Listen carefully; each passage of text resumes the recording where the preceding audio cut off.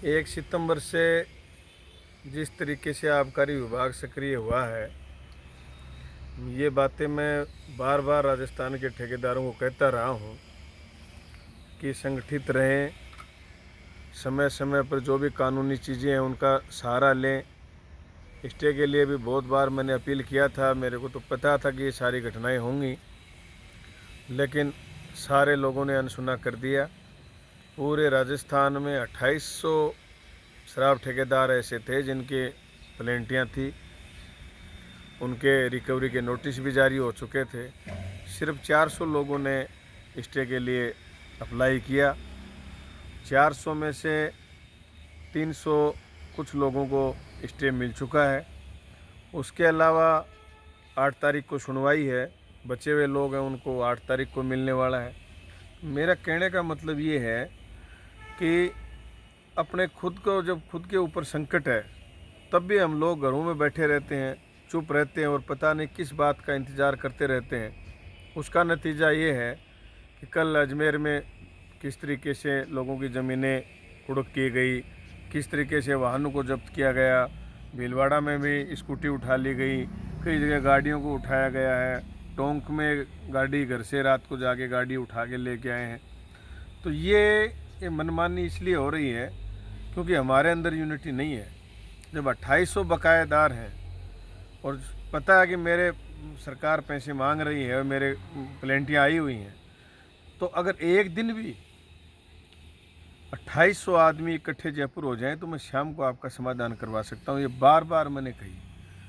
अब आप जिसके प्लेंटी है, जिसकी ज़मीन नीलाम हो रही है, जिसके कुड़की के नोटिस हैं, जिसके वाहन जब्त किए जा रहे हैं, अगर वो घर से ही नहीं निकलेगा तो अकेला आदमी कितने दिन उनके लिए लड़ेगा। अजमेर के साथियों के साथ जो हुआ बहुत बुरा हुआ, हम उनके साथ हैं। अभी तक किसी ने हमारे से कोई संपर्क तो किया नहीं है। अगर करेंगे और मीटिंग करेंगे तो मैं अजमेर भी ज़रूर जाऊंगा और उनकी ये जो कुड़की हुई है इसको भी वापस खुलवाएंगे, इनकी प्लेंटियों के लिए लड़ेंगे। इनका जो, मैं तो ये कह रहा हूँ कि प्लेंटियों की छोड़ो, जो आपकी धरोहर राशि है वो भी वापस दिलवाने के लिए हम तो प्रयास कर रहे हैं। लेकिन आप लोगों को भी थोड़ी हिम्मत करनी पड़ेगी, नज़दीक आना पड़ेगा। आप इस तरीके से कमज़ोर हो गए हो, घरों में छुप गए हो। आप बाहर निकलते आप ये सोच रहे हो कोई अपमान हो जाएगा। और कुछ तो जिनके प्लेंटियाँ वो भी इस तरीके के कमेंट करते रहते हैं, मैं देखता हूँ कि ये ख़त्म होने की निशानी है। आप जिन ग्रुपों में जुड़े हुए हैं उनमें आबकारी के विभाग के अधिकारी भी जुड़े हुए हैं, कर्मचारी भी जुड़े हुए हैं। तो वो सारी चीज़ों को वाच करें कि इनकी यूनिटी कितनी है। पहले आपने यूनिटी दिखाई, प्रदर्शन किए, कार्यक्रम किए, तो उसका नतीजा ये रहा कि आप पर किसी ने हाथ नहीं डाला। जब आप अलग अलग बिखर गए, टुकड़ों में बट गए, तो ये सत्यानाश होना तय है। इसलिए आज मैं अजमेर के साथियों को भी और राजस्थान के सभी साथियों से कहना चाहता हूँ कि जिन लोगों ने स्टे के लिए अप्लाई नहीं किया है वो स्टे के लिए अप्लाई करें। कानूनी लड़ाई भी लड़ेंगे। जल्दी हम राजस्थान का बड़ा सम्मेलन जयपुर में करने वाले हैं ठेकेदारों का, उसकी तैयारी भी हम कर रहे हैं। अभी 1 तारीख को जोधपुर संभाग का सम्मेलन हुआ, अभी उदयपुर, कोटा, फिर भरतपुर, जयपुर, इन संभागों के सम्मेलन करके हम बड़ी ताकत के साथ राजस्थान में सम्मेलन करेंगे।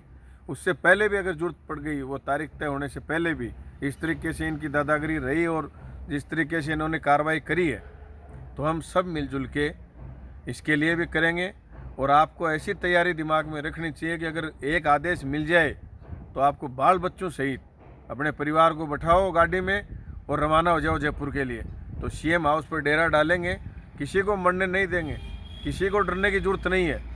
और अजमेर में भी अगर किसी साथी से आज संपर्क हो जाएगा जिनकी ये कार्रवाई हुई है, अगर वो इकट्ठा कर पाएंगे तो अजमेर भी मैं आने की कोशिश करूंगा। अगर वो बुलाएंगे तो उनका ये सॉल्यूशन भी कराएंगे, वहाँ भी मीटिंग करेंगे। और किसी भी राजस्थान के ठेकेदार को डरने की ज़रूरत नहीं है।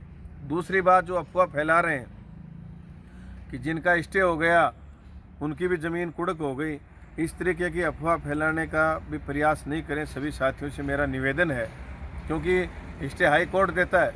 हाई कोर्ट से ऊपर अभी राजस्थान में कोई कोर्ट नहीं है, फिर ऊपर सुप्रीम कोर्ट ही है दिल्ली में। इसलिए कोर्ट ऑफ कंटेम्प्ट करने की किसी अधिकारी की औकात नहीं है कि कोर्ट का आदेश है और उसके बाद उसकी ज़मीन नीलाम कर दे, उसके घर नीलाम कर दे, उसकी गाड़ी नीलाम कर दे। इसलिए इन चीज़ों को सबको ध्यान रखना है। दूसरी बात, नीलामी और कुड़की को भी आपको समझना पड़ेगा अभी जिनकी ज़मीनें कुड़क हुई हैं वो नीलाम नहीं हुई हैं, बिकी नहीं है वो। कुड़की का एक अलग प्रोसेस है, दबाव बढ़ाने का प्रोसेस है कि जो ही आप ज़मीन संपत्ति कुड़क करेंगे तो ये पैसे दे देंगे। लेकिन मैं इस लाइव वीडियो के माध्यम से ठेकेदारों को तो ये संदेश देना चाहता हूँ, ये बात कहना चाहता हूँ कि आप यूनिटी के साथ रहिए। जिस दिन आपको बुलाया जाए, आपके कितने भी ज़रूरी काम उनको छोड़ के आप एक दिन के लिए समय निकालिए, आपकी इस बीमारी को ख़त्म करेंगे। अधिकारियों को और मैं सरकार को ये कहना चाहता हूँ कि ये कॉन्ट्रैक्ट एक्ट का आप सीधा उल्लंघन आप लोगों ने किया है। 62 जो सेक्शन है कॉन्ट्रैक्ट एक्ट में, उसमें साफ साफ लिखा हुआ कि कोई भी इस कॉन्ट्रैक्ट एक्ट के साथ छेड़छाड़ करेगा तो वो कॉन्ट्रैक्ट स्वतः रद्द माना जाएगा। तो आज कॉन्ट्रैक्ट एक्ट के साथ विभाग ने छेड़छाड़ करी, उसने समय को बदला।